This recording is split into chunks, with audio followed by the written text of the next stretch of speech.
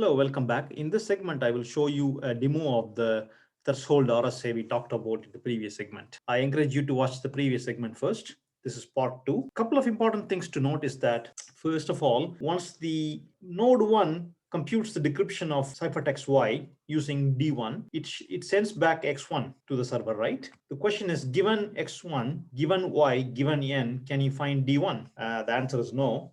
As far as we know, it is difficult to find D1 from X1, Y, and N. Remember, X1, Y, N are all public because X1 is sent in public channel, Y is coming in from public channel, N is public. It turned out that this is the discrete logarithm problem we talked about.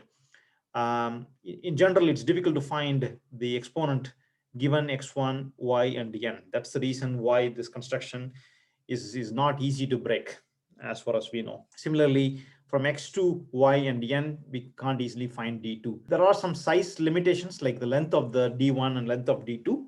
I will talk about it in a moment. It cannot be too small, otherwise one can easily find from X1, Y, and N, D1, similarly D2. Okay, that's the first thing.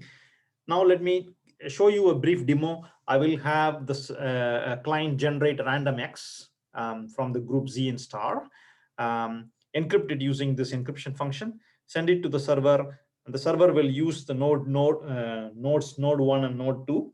They're all in one main function. The node 1 will use D1 to decrypt the incoming ciphertext Y. Node 2 will use the D2 to decrypt the ciphertext Y, and then send it back to the main program, which will compute the multiplication of these two numbers, X1 and X2, and then checks whether the re-encryption of X gives the same Y.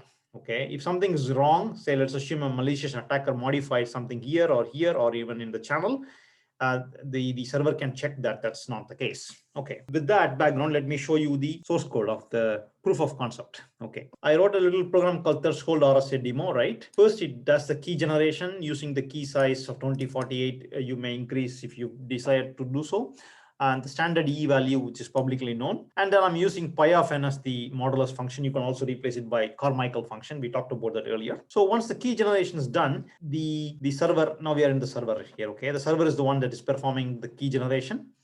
And then the server is the one that is splitting the private exponent D into two parts, D1 and D2, and checks whether D1 plus D2 is congruent to D mod phi. That's what this assertion is, okay?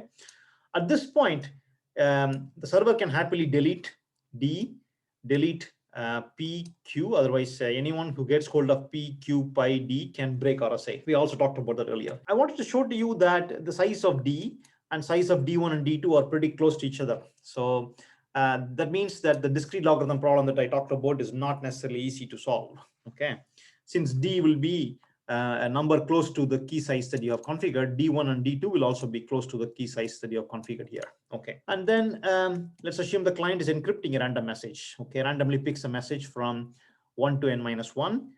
To be more precise, he could have also picked an element from the Z star n group, but that's not a problem here. Most likely the element X is Z star n in the group Z star n. Then it goes ahead and encrypts the message using the RSA encryption function, right? X power E mod n. This is the standard RSA encryption. Party node 1 will take the Y and then decrypt it using the D1 as a decryption key. Similarly, D2 is the decryption key for node 2. And both these nodes will send back X1 and X2 in public channel back to the server. The server will multiply the ciphertext and compute mod n over that. And then at the end, it will check whether the recovered X is same as the message that was sent by client by re-encrypting the recovered message with using the public key and n. That's all. And I will show you first a quick demo of it, right? Let's run it. I will select a small key size for the demo purpose, just to make it easy. Okay, you can see here, size of D is 510. D1 and D2 are also pretty much similar to the same size. Okay, it's very close to the same size. That's good. We can try 1024. Going to take a little bit time because it's generating two large primes, 512-bit primes. Okay, as you can see, the size of D1 and D2 are pretty close to the size of D. That's good. Now we can talk a little bit about padding. Suppose you are enabling padding in your algorithm, which is usually the recommended way in RSA.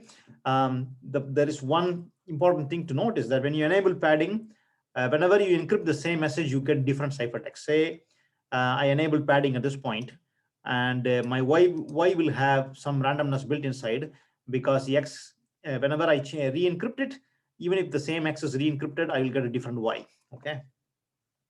All right. What is the problem with that? The problem with that is that when you do decryption of that y and verify the padding is correct or wrong, it will be wrong because we are decrypting using a different key, D1. Similarly, when padding is enabled, decryption here also will fail because we are decrypting using a different key. So in order to avoid padding verification problem, you can disable padding for decryption at these two places. But later we can check whether the multiplication of x1 and x2 is same as x. How do we do that? We just multiply it and compute modulus n. And here at the time of encrypting again, we need to disable padding. Otherwise, we will not get the same y the client sent to us. Okay, that's a small note regarding how to handle padding in this context. Once this assertion is true, then you can go ahead and remove the padding bytes from x actual, right? Because the padding bytes have randomness built inside. All right, that's all. Thank you very much.